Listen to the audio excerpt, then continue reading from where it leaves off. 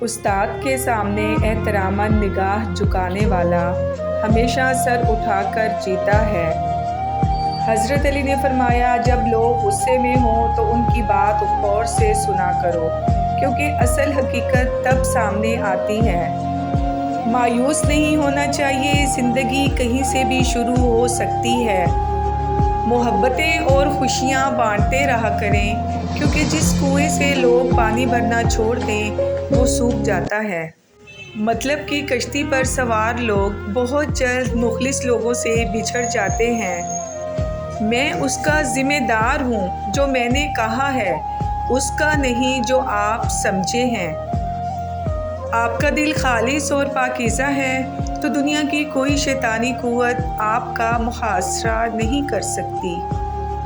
مزاج میں تھوڑی سختی لازمی ہے، لوگ پی جاتے اگر سمندر کھارا نہ ہوتا۔ پلاسٹک کی خالی تھیلیاں ہوں یا خالی دماغ والے لوگ، مناسب انتظام نہ کیا جائے تو ہواؤں میں اڑنے لگتے ہیں۔ پیسہ کبھی اخلاقیات نہیں سکھاتا، یہ صرف بھاگنا سکھاتا ہے، اور ریس میں شامل ہونے کے بعد انسان سارے اصول اور ضابطے ایک طرف رکھ دیتا ہے۔ اگر آپ نے کبھی دکھی انسان کو خوش کیا ہے تو یقین رکھیں کہ تقدیر ضرور آپ کا پیچھا کرے گی، اور جیسے ہی اسے موقع ملا وہ آپ کو اس کا بدلہ ضرور دے گی۔ بلندی سے کھڑے ہو کر نیچے حقارت سے مت دیکھیں، بلکہ یہ سوچیں کہ کبھی آپ بھی نیچے کھڑے تھے۔ یہ الگ بات ہے کہ میں کنارے پر بیٹھا ہوں، لیکن مجھے پتہ ہے کہ کون کتنے پانی میں ہے۔ جب مشکل وقت آتا ہے تو ہم اپنوں کو تلاش کرتے ہیں، لیکن یاد رکھیے گا کہ جن کو تلاش کرنا پڑے وہ اپنے نہیں ہوتے۔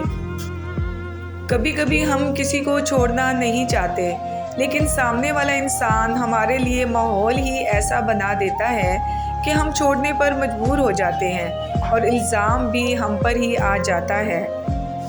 خوب کہا کسی نے، دنیا کا سب سے مشکل کام کسی انسان کو یہ یقین دلانا ہے کہ آپ اس کے ساتھ کتنے سچے اور مخلص تھے اور ہیں۔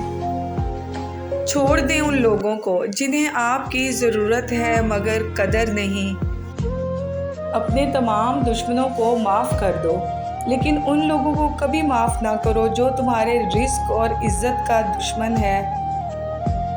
وہ بلندی کس کام کی جس پر انسان چڑھے اور پھر انسانیت سے گر جائے۔ نہ جانے کتنے رشتے ختم کر دیے اس وہم نے کہ میں صحیح ہوں اور صرف میں ہی صحیح ہوں۔ انسانیت وہاں دم توڑ دیتی ہے جب ایک انسان کی مصیبت دوسرے کے لیے تماشا بن جاتی ہے۔ اگر خود سے زیادہ کسی اور پر اعتبار کرو گے تو وہ آپ کو کسی وقت ضرور دھوکہ دے گا۔ بعض دفعہ لڑائی جھگڑے سے ایک قدم پیچھے ہٹ کر تباہی روکی جا سکتی ہے۔ لوگوں کی اکثریت کو مت دیکھو کہ لوگ کدھر جا رہے ہیں، صحیح راستہ اپناؤ، چاہے اس راستے پر آپ اکیلے ہی کیوں نہ ہوں۔